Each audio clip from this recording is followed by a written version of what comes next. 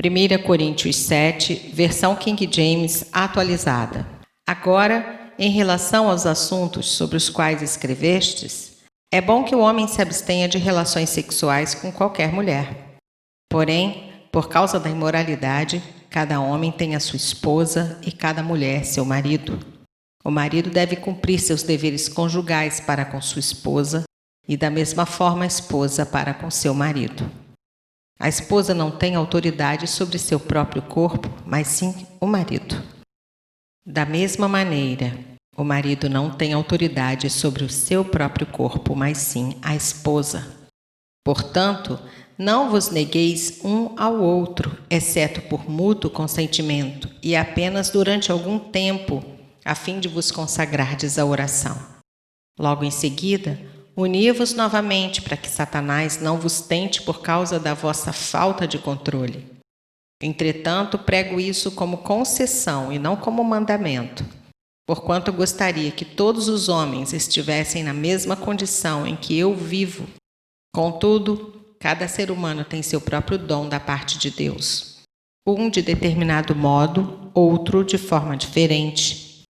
Digo, no entanto, aos solteiros e às viúvas: melhor seria se permanecestes como eu. Porém, se não vos é possível controlar-se, que se casem, porque é melhor casar do que viver queimando de paixão.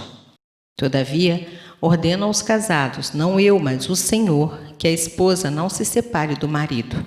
Se, porém, ela se separar, que não se case, ou que se reconcilie com seu marido, e que o marido não se divorcie de sua esposa. A todos os demais, eu particularmente, não o Senhor, vos digo: se algum irmão tem mulher descrente, e essa se dispõe a viver com ele, não se divorcie dela. Da mesma forma, se uma mulher tem marido incrédulo, mas este consente em viver com ela, não se separe dele. Porquanto o marido descrente é santificado por causa da esposa cristã, e a esposa incrédula é santificada por causa do marido crente.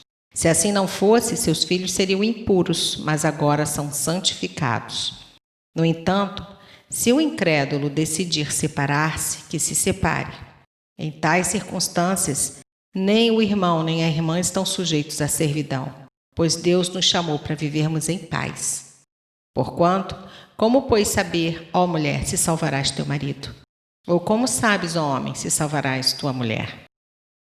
Contudo, cada um prossiga vivendo na condição que o Senhor lhe determinou, e em conformidade com o chamado de Deus.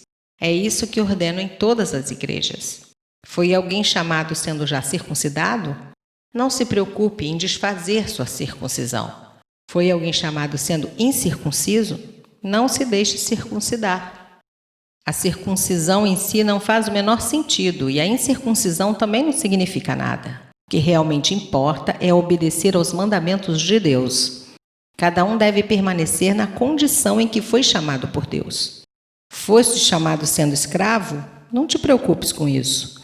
Mas se ainda podes conseguir tua liberdade, aproveita a oportunidade. Pois aquele que, sendo escravo, foi chamado pelo Senhor, é liberto e pertence ao Senhor. E da mesma forma, aquele que era livre quando foi chamado, agora é escravo de Cristo. Fostes comprados pelo mais elevado preço. Não vos torneis escravos de homens. Portanto, irmãos, cada um deve permanecer diante de Deus na condição em que foi chamado. Quanto aos solteiros, não tenho um mandamento específico do Senhor. Dou, no entanto, meu parecer como um homem que, pela misericórdia do Senhor, tem vivido em fidelidade. Considero, portanto, que é saudável, devido aos problemas deste momento, que a pessoa permaneça em sua atual condição. Estás casado? Não procures separação. Estás solteiro? Não procures casamento. Todavia, se te casares, com essa atitude não pecas. Da mesma forma, se uma virgem vier se casar, também por isso não comete pecado. Contudo, aqueles que se casam enfrentarão uma série de dificuldades nessa vida, e eu gostaria de poupá-los disso. Irmãos, o que desejo vos fazer entender é que o tempo se abrevia sobremaneira. De agora em diante, aqueles que têm esposa vivam como se não tivessem. Aqueles que estão tristes, como se não chorassem. Os que estão alegres, como se não houvessem alcançado a felicidade. Os que podem comprar o que desejam, como se nada possuíssem. Os que se beneficiam dos produtos do mundo, como se não tivessem acesso a nada. Porque a forma presente deste mundo está se transformando. O que desejo de fato é que estejais livres de preocupações. Quem não é casado pode se entregar aos assuntos do Senhor em como mais poderá agradar ao Senhor. Entretanto, quem é casado preocupa-se com os negócios desse mundo e em como irá agradar sua esposa, e fica dividido.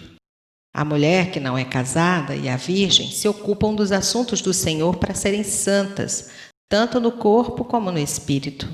A mulher casada, no entanto, preocupa-se com os negócios do mundo e de como irá agradar seu marido.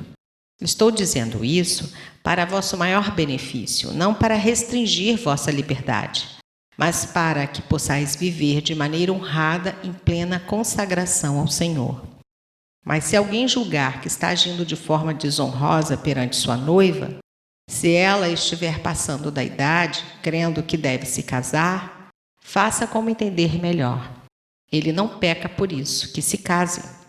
Contudo, o homem que decidiu firmemente em seu coração que não se sente obrigado, mas tem controle sobre sua própria vontade sexual e chegou à conclusão de não se casar com sua noiva da mesma forma, esse também faz bem. De modo que aquele que se casa com sua noiva faz bem, mas quem não se casa faz melhor. A mulher está ligada ao seu marido enquanto ele viver. Porém, se o marido morrer, ela estará livre para se casar com quem desejar, contanto que ele pertença ao Senhor. Entretanto, segundo me parece melhor, ela será mais feliz se permanecer viúva, e nisso penso também estar em acordo com o Espírito de Deus.